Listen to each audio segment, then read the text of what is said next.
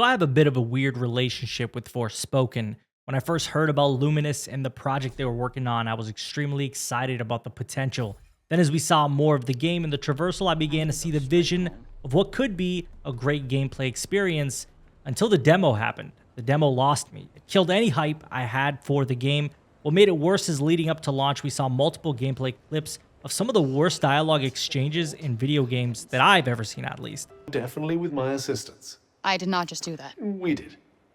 I just moved shit with my mind. Perhaps our connection has somehow awoken some abilities. I just moved shit with my mind. I just keep hearing I. I just moved shit with my freaking mind! To add on to that, their rollout of review codes was abnormal as well, which was a sure sign something was amiss. Sure enough, yes, something was. The PC version is atrociously unoptimized, requiring absurd specs to run the game at its best. The PS5 version, a little better, but running between 720 to 900p on performance mode for the 60 FPS that many will want, or at least what I find to be pretty much essential to any game experience for myself. Now, I know what I'm saying is coming off as all bad news, but all these things made me wary of going into Forspoken. And the thing is, the game wasn't as bad as I thought it would be. Sure, the dialogue in the game is average at best, but the cringe and corny moments weren't as bad as I expected. I do think the game is lacking very much from the bit that I have played so far in the narrative department.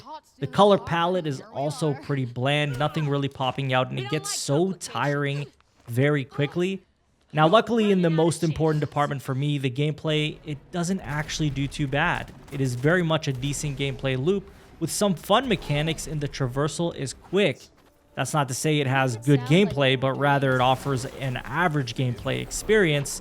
The world, unfortunately, is exactly as I feared. Large landscapes filled with very little to do and uninspiring characters. Sure, you have side objectives that you would find in games like Assassin's Creed that really make just for busy work more than anything and become redundant after you've done so many, like how many times you're going to go into a labyrinth, for example. This game is very much an average game with a AAA budget, which is the actual problem here. If this was a AA studio producing a project of this quality, it likely would get a pass, but we're talking about a big budget AAA game charging AAA game prices, and in some cases charging more, like in Canada, for example, they're charging $93 for this game, whereas every other game is $89.99, plus you'll have some other ones that are charging $93 as well, but it's never the ones that you would expect to charge $93.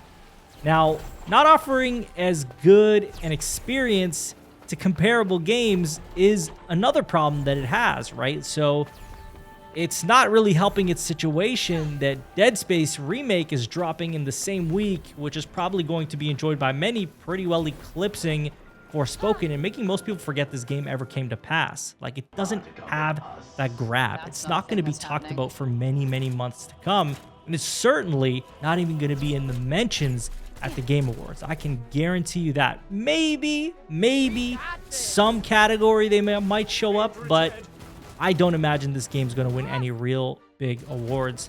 Maybe at some small shows at best. Now, obviously, I have not completed the game, but understand this is not a review. I'm not saying this is my review of the complete game. This is just not. This is my first impressions video, and unless you are providing me an experience I feel is worth putting my precious time into, I'm not going to complete your game, and I certainly won't make a review about it.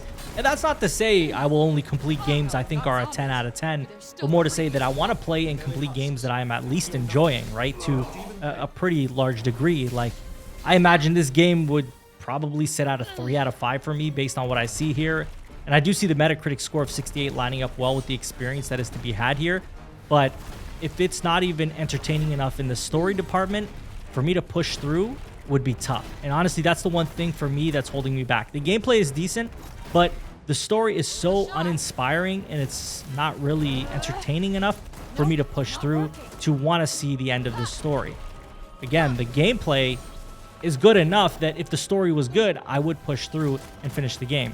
I just don't want to waste my time playing games that I don't enjoy, right? And pushing through to finish a game just to do a review about it. If I'm at least having a good time, I would love to do a review about it. And that doesn't mean that every review I do will be a high-scored review, but just to say that it'll be a good enough experience that is worth me finishing it.